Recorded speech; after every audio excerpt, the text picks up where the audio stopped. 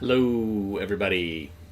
I'm Skip Elsheimer. Welcome to the AV Geeks Lunchtime Streaming Show, where we watch old 16mm films and we forget to mute our computer so that we get an annoying feedback. Anyhow, that was part of the Coronet stock can collection, which is outtakes from other things. I'm muted. Am I muted? Please confirm that I am not muted. Okay. Phew. Because that's a problem. If this is the first time you've tuned in, guess what? We watch old 16mm films, and then we get to watch me wrangle new technology, which is not behaving. So we span more than 100 years of technology on both ends. There's problems, so sorry. Glad I'm not muted.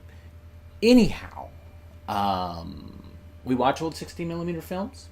That last thing that we saw was a bunch of outtakes, raw Kodachrome footage from Coronet that they would shoot for a specific film that they did, and then they said, well, we got all this leftover footage that we shot, like, we'll just put it on these big reels.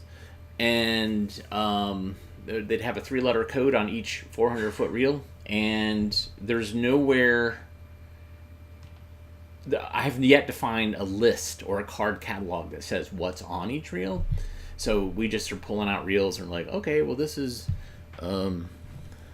this is BNV. This is BNW. And sometimes they have something to do with each other. Sometimes it's crazy random. So I very much enjoy watching and discovering these, and especially because it has extra long scenes. So if I know what it came from, I might see extra footage, and I might actually get to see people holding up slates, or see stuff in color that I've only seen in black and white or faded. So it is kind of cool. I mean, there's no audio. Audio was recorded separately, but it's kind of fun to explore and learn stuff, and learn about the process. So poems are fun. Let's find out why.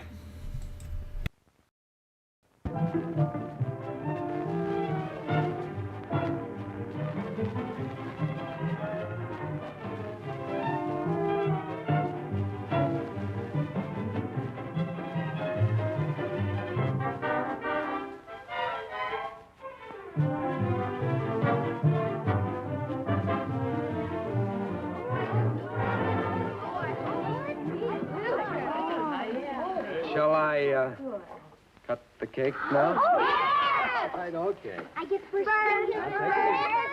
Everyone will get a piece. Ladies Everyone first. will get a piece. And have a big piece. All right. Huge piece. I get big ones. Ladies first. Ladies first. One. There, we're Don't going to leave serve the room. mothers first. I would skate my arms down. Just a second. We'll serve the mothers May first. I help serve the cake? You sure may. Let me try to like it. Oh, that's good. Well, first of all, we'd like to thank the mothers who baked the cake for our class party. Yay! And now, what would you like to do? Let's sing a song. No, let's say a poem. A real exciting one. The one about the band with all the sounds. The musical trust? Yeah. All right, let's say it all together. Now, say when you're ready. Let's go, Tommy. Someone ought to sit over here. That's right. There once was a man who could execute Old Zip Coon on a yellow flute and several other tunes to boot. But he couldn't make a penny with his toodle-toot. One day he met a singular, quaint old man with a big tuba who said, I have traveled wide and far, but I never made a penny with my ooh-pa-pa. Then they met two men who were traveling with a big bass drum and a cymbal thing, who said, we played since early spring, but we haven't made a penny with our boom-zing-zing. So the man with the flute went toodle-toot, and the other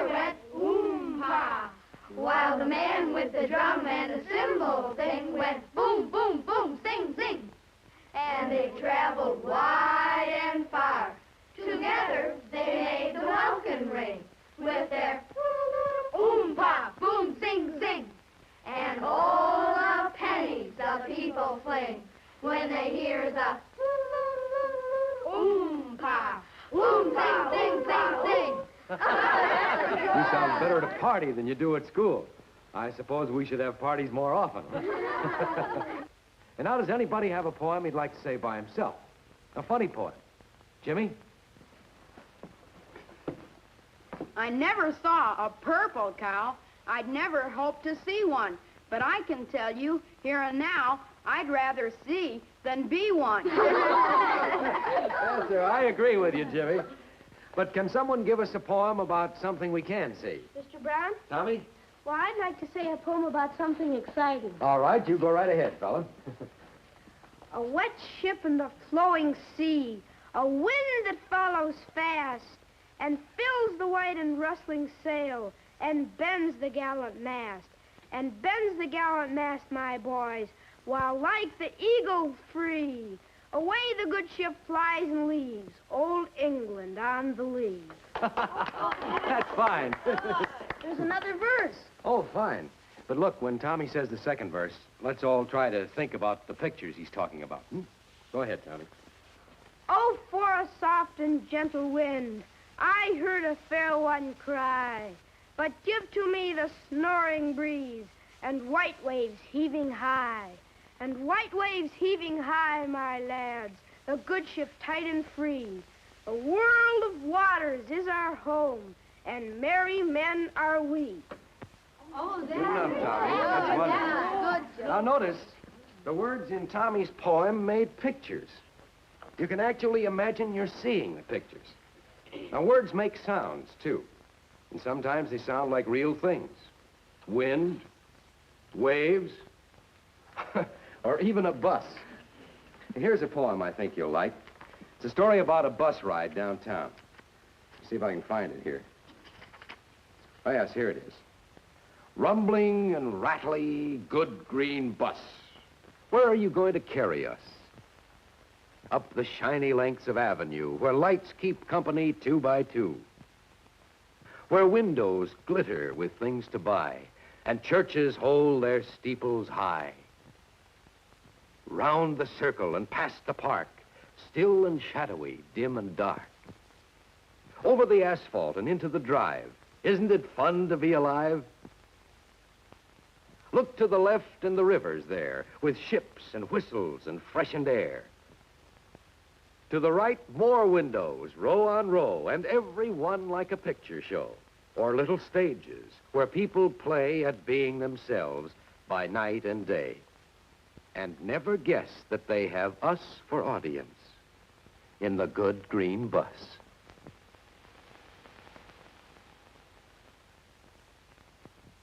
And that's the poem about the bus. How'd you like it? It was fun, wasn't it? Yeah.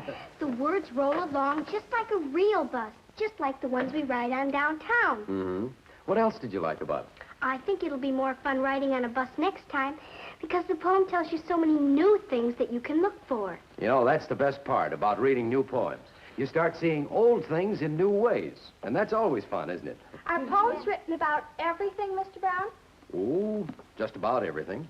Let's see. We had poems about the wind and the waves, about a bus, and about Jimmy's cow. You know, anybody can write a poem, and he can write about whatever he pleases. Can children write poems? They certainly can. Here, I'll read you one by a boy in the 6th grade. He liked trains, so he wrote about trains. Now, pretend now, as I read this, that you're actually seeing the train. Here comes the train, zooming along, taking its route each night and each day, singing a song as it swings and sways, so shiny, so gay, on its long, long way. Yes, here come the freight cars, so shiny and bright, zooming along till far out of sight. The whistle is tooting so jolly and gay. While people are watching, they smile and they say, there goes the train, so happy and gay, rumbling a song both night and day.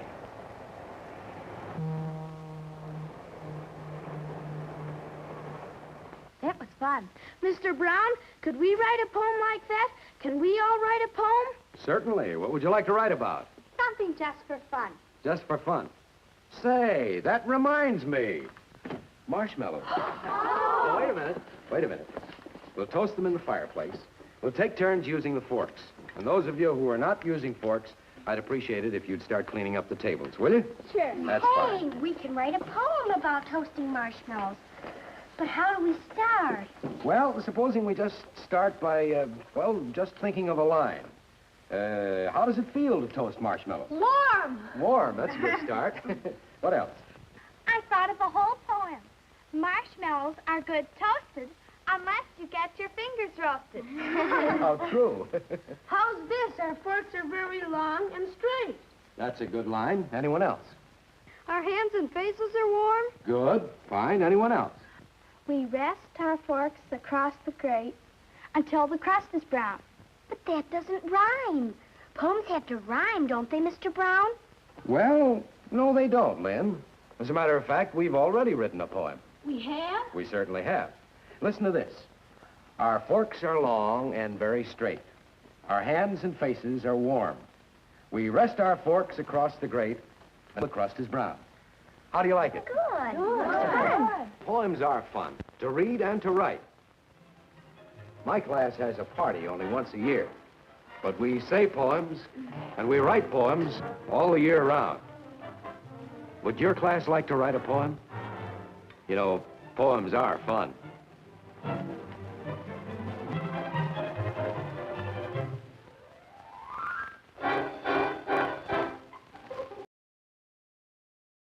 Those kids must have been amped up on sugar, because the level of excitement was... I mean, sure, this is before video games, this is before screens, smartphones, etc., but TikTok videos, but man, they were so excited. Let's do this poem about the band.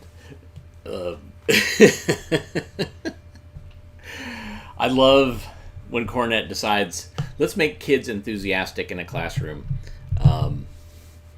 And they're all the same level of enthusiasm versus, some kids are super excited. Some kids are like quiet in the corner. But no, they're all the same level of enthusiasm.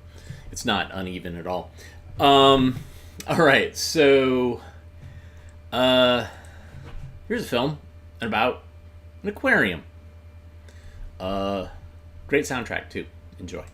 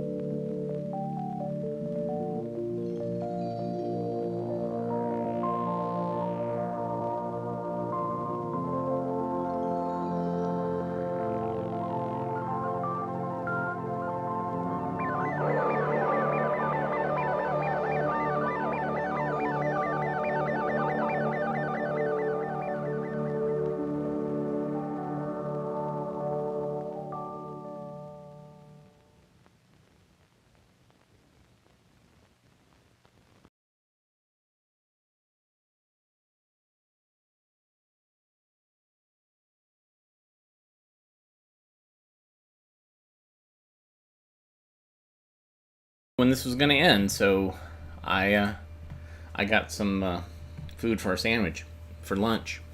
Wow, that was epic. And thankfully, YouTube did not take it down. I feel like there's at least a little bit of Perry and Kingsley in there. I'm sure tomorrow I will get all the copyright mentions saying like, "Oh, you played this song, and you played this song, and you played that song," which is great to know. Like, oh, what was that song? But it's also like, oh, and you can't monetize this because you use this song and that song and this song. So there you go. Accidentally, I have a theme. Here's the Fisherman's Boy.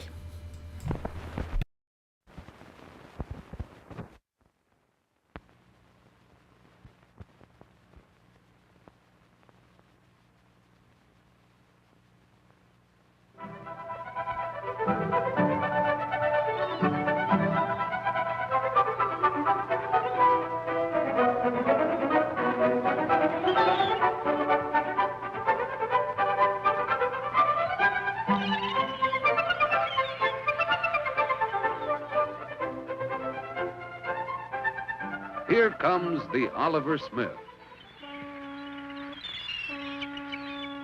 That's the horn of the Oliver Smith.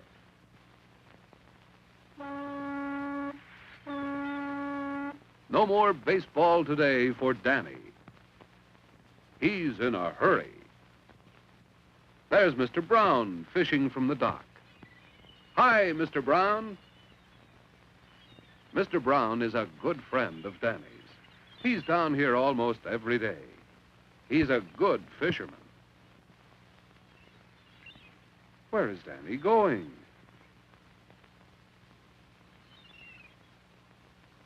It's the Oliver Smith. Danny has come to meet it. The Oliver Smith is a fishing boat.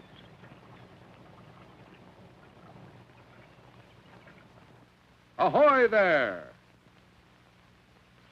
Danny is friends with all the fishermen who work on the Oliver Smith. Here come the nets they use to catch fish. The captain of the Oliver Smith is a special friend of Danny's. He's Danny's father. Fishing was good today. Danny's father is a good fisherman and a good captain, too. There is still work for him to do before he can go home with Danny. But waiting is fun for Danny. What fun it is to feel the boat rising and falling in the water.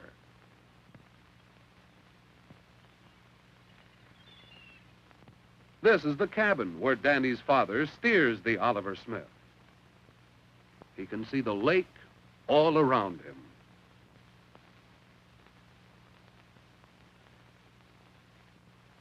fun it must be to work on the Oliver Smith.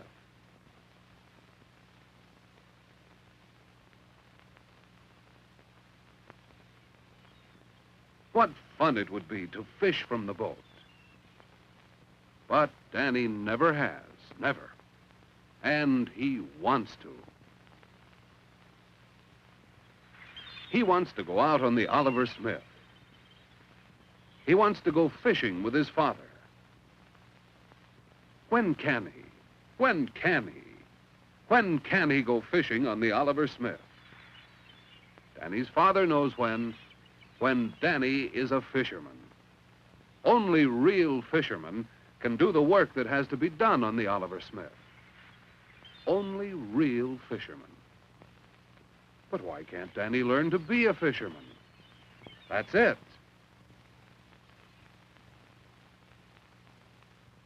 It is sunrise the next morning. The Oliver Smith is still at the dock. Danny is at the dock, too. He often comes down to watch the men getting the Oliver Smith ready for the day's fishing on the lake.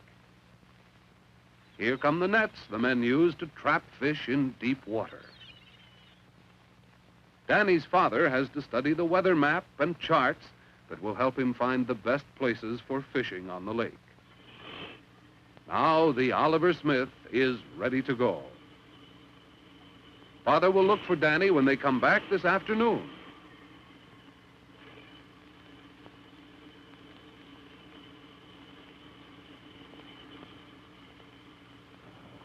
At last, the Oliver Smith is on its way. The captain and his men are going fishing.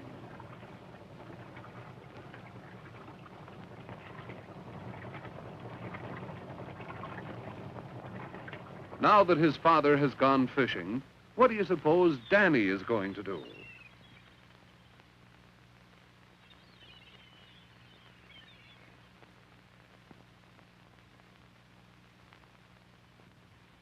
Danny's going fishing, too. Won't his father be surprised? Hi, Mr. Brown, wait for Danny. Mr. Brown has been a fisherman for many years. He knows how to find the best places for fishing. The wind is from the west, so right here should be a good place to fish. Danny is going to learn to be a real fisherman. Danny has all the equipment he needs. Now all he needs is some help. And Mr. Brown is just the person to help him. Mr. Brown can show Danny how to put the fish line on the pole.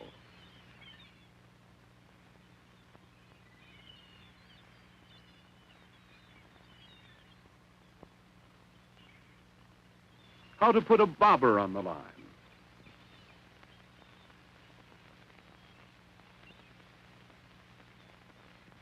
How to put a sinker on the line.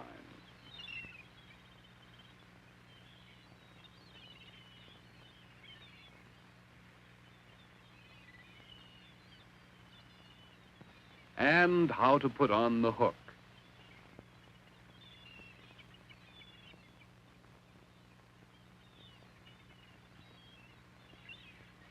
Danny will use some of Mr. Brown's bait. When he fishes from the dock, Mr. Brown uses worms for bait. It's good to have a friend as helpful as Mr. Brown when you're learning about fishing.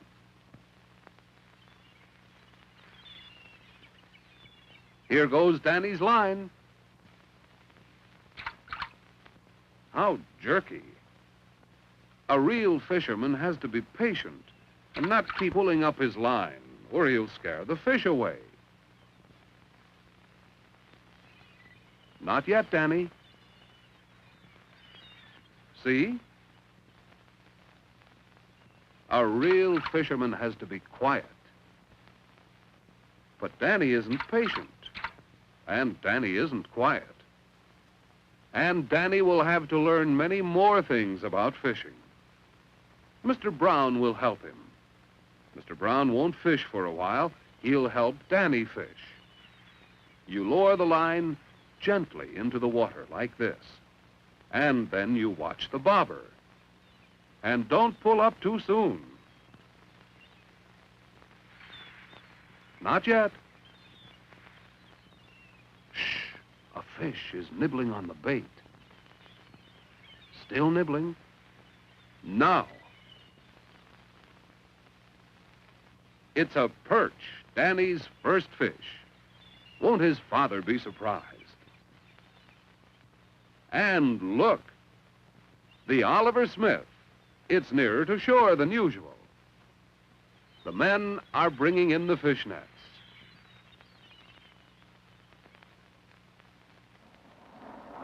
Here they come, and look at all the fish.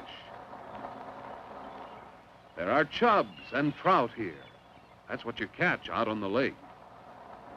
There's Danny's father. If he could see what's happening on shore, he would be pleased. For Danny has been learning many things about fishing from Mr. Brown. He has learned that a fisherman has to move to different places during the day because fish move to different places in the water. He knows a good way for finding these different places. Mr. Brown has taught him. Mr. Brown has taught Danny how to cast his line into the spots where the fishing is best.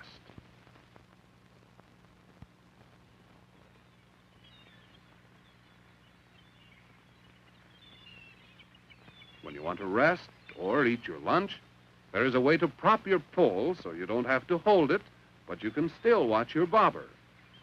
Danny is learning many things about fishing from Mr. Brown.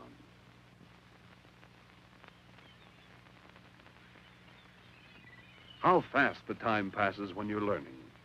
It's already afternoon and getting later. Danny doesn't realize how late until he hears, "Here comes the Oliver Smith heading for home." Fishing is over for today. Danny has a real surprise for his father. See all the fish he's caught? Danny's father is pleased with the day's catch on the Oliver Smith, but there is something that will please him even more. Look at that. You have to be a real fisherman to catch that many fish. Now, Danny's father knows that Danny has learned to be a real fisherman. So, early one morning, just a few days later, just as his father promised, Danny goes on board the Oliver Smith to go fishing with his father. Out on the lake with the other real fishermen.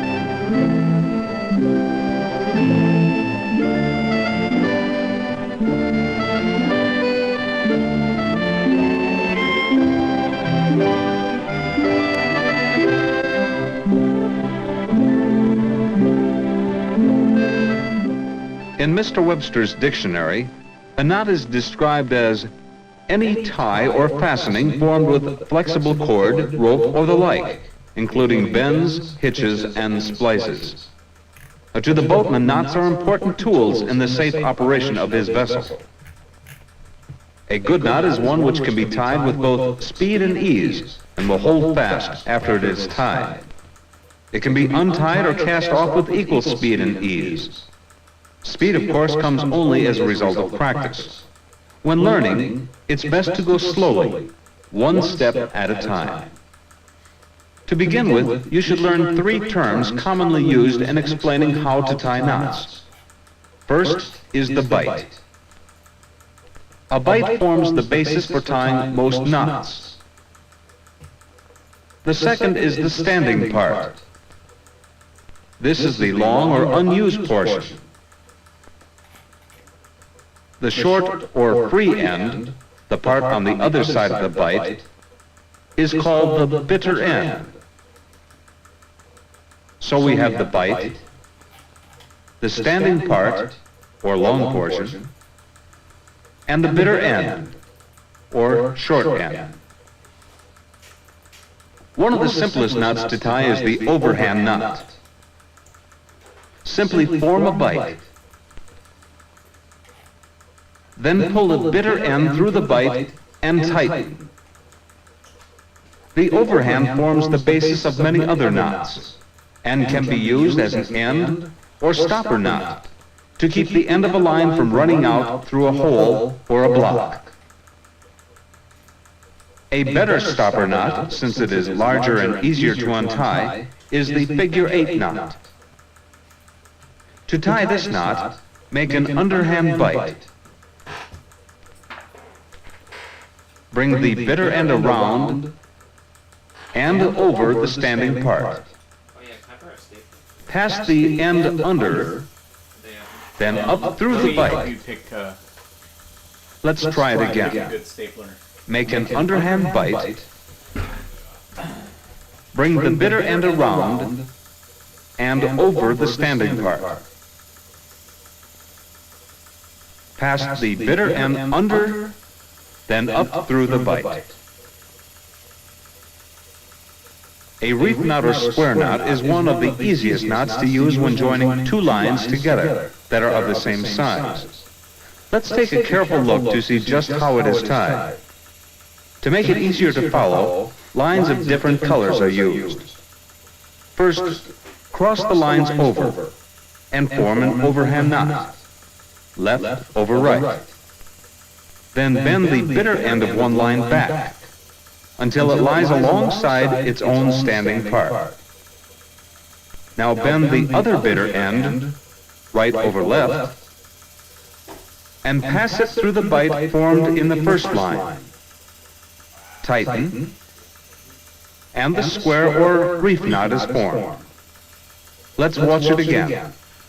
First, a simple overhand knot, left over right. Then pull the bitter end back, making sure it lies alongside its own standing part. Now bend the other bitter end right over left and pass it through the bite in the first line. The secret here is to remember left over right and right over left. But be sure now that you haven't tied a granny or false reef knot. In a granny knot, the bitter ends are separated by the bite. This knot is very apt to slip or jam. However, a granny knot can be easily changed to a square knot by simply reversing the top overhand knot so that each bitter end lies alongside its own standing part. Another useful knot for joining 2 lines, especially if they are of unequal size, is the sheet bend, sometimes called the Beckett bend. Since it is stronger and more secure, it is preferable to join 2 lines with a sheet bend rather than a square knot. To tie the knot, form a bite in one line so that the bitter end is on the right side. Bring the other line up through the bite, then around to the right under both sides, then up and under itself. A variation of the sheet bend, called the double sheet bend, should be used to join two lines when one is much larger than the other. This knot is less apt to slip and easier to untie than the sheet bend. To tie this knot, form the bight in the larger line so that the short end is on the right side. Bring the other line up through the bight, then around to the right under both sides. Then bring the end up and under itself. At this point, to form a double sheet bend, run the end once more around both sides of the bight and again under itself. Let's try it again. Form a bight in the larger line so the short end is on the right side. Bring the other line up through the bight and then around to the right, under both sides, up and under itself. Then around and under itself once more. As you finish tying the knot, both of the short ends should be on the right side. If the ends are on opposite sides, the knot has a tendency to slip. This is the carrick bend. It is a very good knot for tying two lines together when there will be great strain on the knot, such as when joining two parts of a tow line. In addition to being very strong, the carrick bend will not jam and become difficult to untie. Here is how the knot is tied.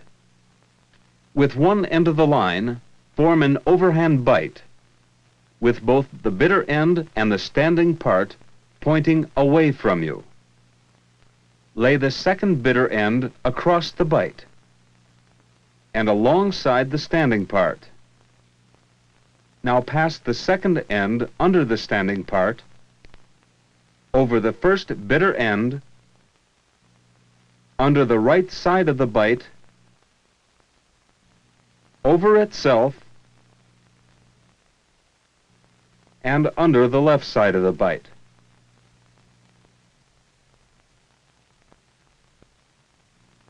Let's try it again. With one end of the line, form an overhand bight, with both the bitter end and the standing part pointing away from you. Lay the second bitter end across the bight and alongside the standing part. Now pass the second end under the standing part, over the first bitter end, under the right side of the bight, over itself, and under the left side of the bight. The knot as now tied presents a figure 8 appearance. When strained, the knot properly upsets into two bights, and there is a small amount of initial slippage. On this knot, as on all others, additional security can be gained by seizing the ends of the standing parts. This next knot is called a round turn and 2 half hitches. It is used to fasten a line to a ring or a post. To tie this hitch, pass the line through the ring once, and then around and through a second time.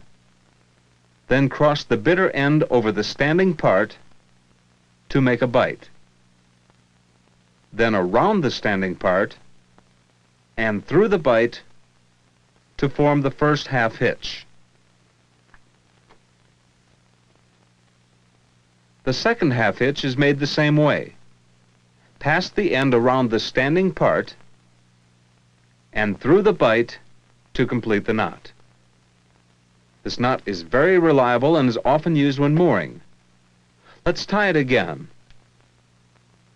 Pass the line through the ring once, then around and through a second time. Form the 2 half hitches around the standing part, and the knot is finished. A clove hitch is used for securing a line to a post or a pile. This hitch is easily made and loosened. When tied on a large pile, it will hold up to 90% of the strength of the line. Watch how this is done. Form a bight with the bitter end under the standing part. Loop it over the top of the pile. In the free end, form a second bight. Again, with the bitter end under, drop this bight over the top of the pile and tighten. Let's try it again. Form a bight with the bitter end under. Loop it over the pile. Again, form a bight with the bitter end under and loop it over the pile. If you can remember the word under, you can't go wrong. Keep the bitter end under the standing part. One of the best hitches is the rolling hitch, also called the midshipman's hitch. This hitch can be tied in a tight line, will not slip, and can be easily cast off regardless of how much tension there is on the line.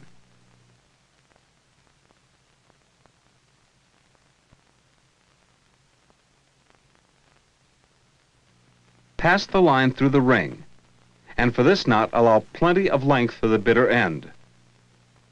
Cross this end over the standing part some distance from the ring. Bring the bitter end up through the bight to form a half hitch. Draw the half hitch as tight as possible. Still holding tension on the half hitch, pass the end through the bight again, making a complete turn around the first half hitch. Tightening the bitter end kinks the standing part, ensuring that the first half hitch will hold. Another half hitch or lock hitch on the standing part completes the rolling hitch. Let's try it again.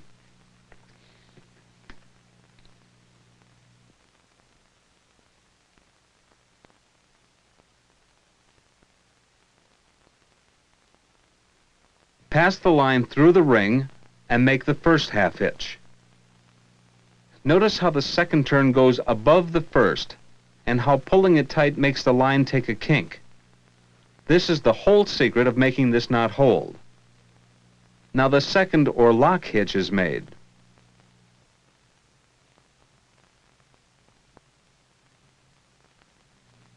The rolling hitch is cast off by simply passing the end through the bight first formed and then pulling it to break the hitch open. The rolling hitch requires considerable practice, but when you get the knack of it, you'll find it has plenty of uses. For example, two lines passing through the same ring at different angles can be tightened by placing a half hitch around both lines on the V and then pulling them together. A half hitch might slip, but can be secured by forming a rolling hitch. The anchor bend, or fisherman's bend, is similar to the rolling hitch and is used for making a line fast to an anchor, buoy, or spar. To tie this knot, take 2 turns through the ring, followed by an underhand bight. Then thread the bitter end through the turns and pull tight. You should give the bitter end an extra hitch around the standing part for greater strength. The anchor bend is different from the rolling hitch in that the 2 loops will swivel freely around the ring or post. Now let's repeat. Take 2 turns through the ring, followed by an underhand loop. Then thread the bitter end through the turns and pull tight. Add an extra hitch around the standing part for greater strength. Every boatman should know how to secure a line to a cleat. Let's see just how this is done. The line is first pulled to the cleat, looped around one lug, then brought up, over, and around the other lug. Then looped over the first lug again. It is made secure by forming a bight with the bitter end under then looping it over the second lug, then make a second bite with the bitter end under the standing part, and loop it over the first lug of the cleat. Let's try that again. The line is first pulled to the cleat, looped around one lug, then brought up, over, and around the other lug, then looped over the first lug again. It is made secure by forming a bite with the bitter end under, then looping it over the second lug. Then make a second bite with the bitter end under the standing part and loop it over the first lug of the cleat. This is a bowline. It is frequently used to tie a temporary eye in the end of a line.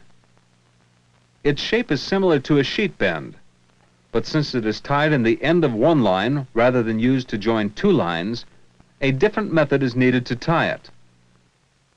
To tie the bowline, make an overhand bite with the standing part held toward you. Pass the end up through the bite, then up behind the standing part, then down through the bite again. Let's take another look at this knot. Make an overhand bite with the standing part held toward you. Pass the bitter end up through the bite, then up behind the standing part, then down through the bite again.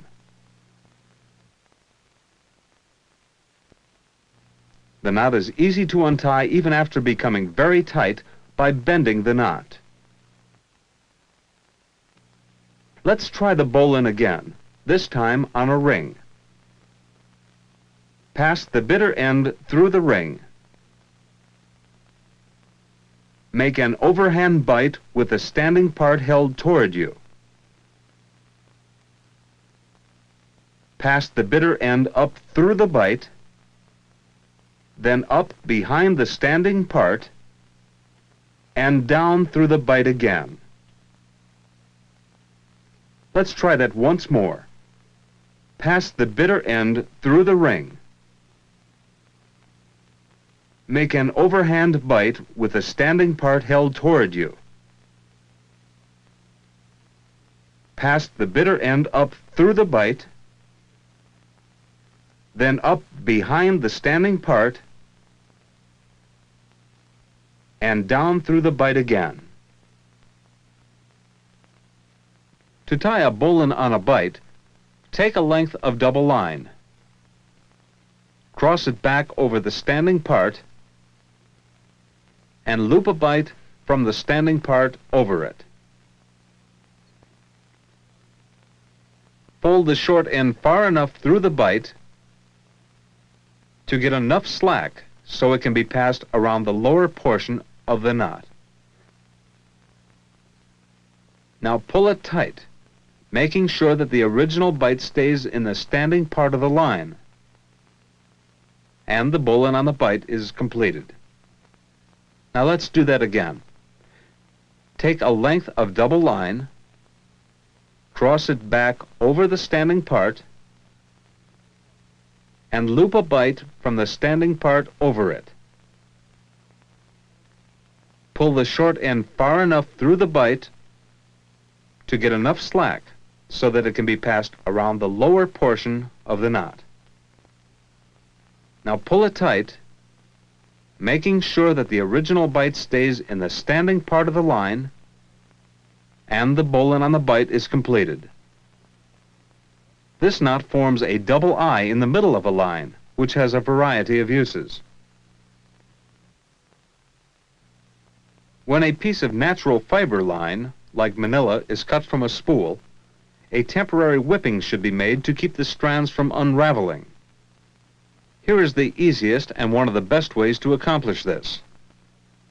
Using a light piece of marline, lay a loop along the line, and then make a series of turns around the line and over the loop. When the width of the wraps is equal to the diameter of the line, pass the working end through the loop.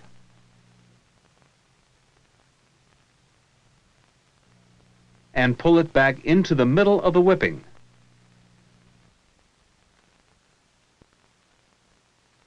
Let's try that again. Using a light piece of marline, lay a loop along the line, then make a series of turns around the line and over the loop. When the width of the wraps is equal to the diameter of the line, pass the working end through the loop and pull it back into the middle of the whipping. Complete the whipping by trimming both ends short.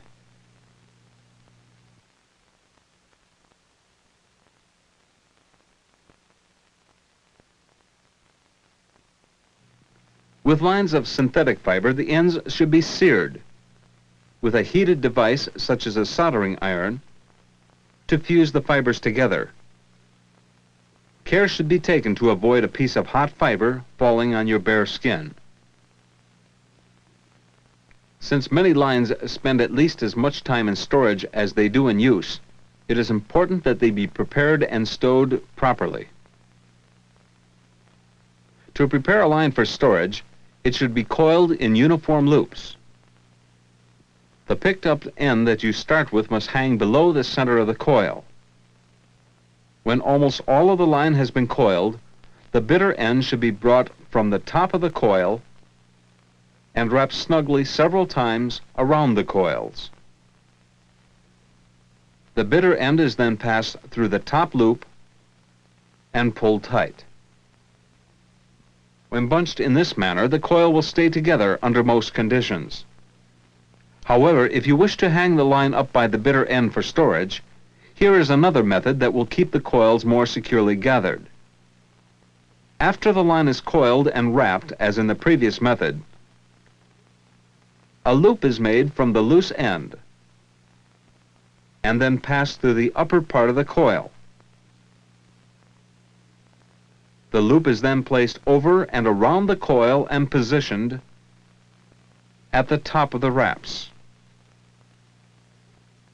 The bitter end is pulled tight and once more passed up through the top of the coils to serve as a carrying line. Although this method takes a little longer to do than the first, the added security is often worth the effort.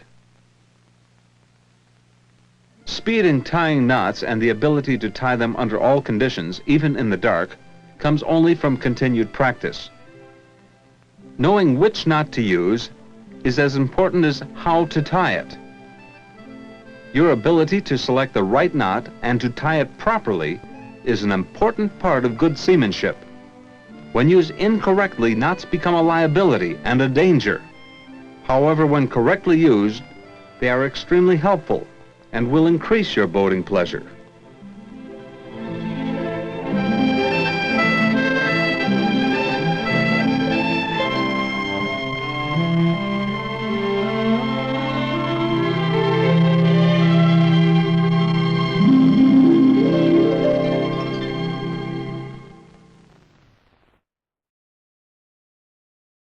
I'm trying this.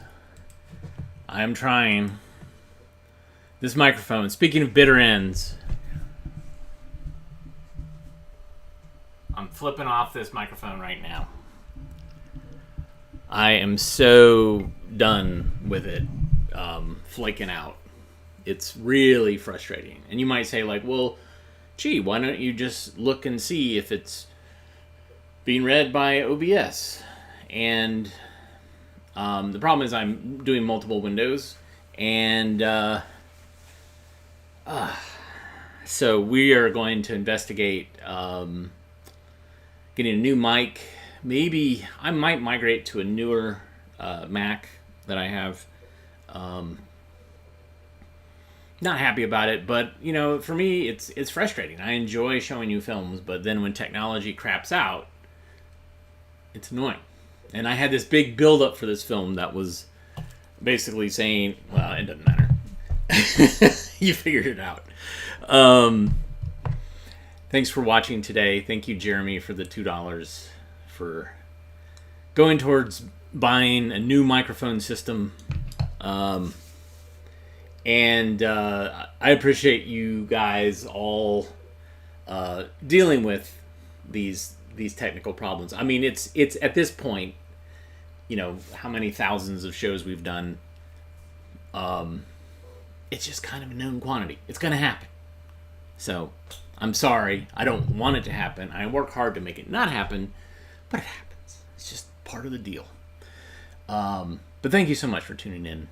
And if you're in the Triangle area in Raleigh, I'm going to be introing Samurai Cop tonight, which is an amazing buddy cop movie, kung fu, martial arts, drug. It's a mess. It's a glorious mess of film. And yeah. So that's 9 o'clock tonight. And also, if you're in the area, next Tuesday, I'm doing a screening at the Alamo, showing films live, those excruciating 1980s. We might have sold out today with tickets, but a good thing to do is wait until the last day and see if people made other plans. So, very much enjoy showing films live to folks like you. And guess what? We have technical problems there too. So, it's part of the deal. Thanks again so much. Very much appreciate comments, eyeballs, hitting subscribe, hitting like, all that stuff. So we will see you tomorrow. Everybody take care.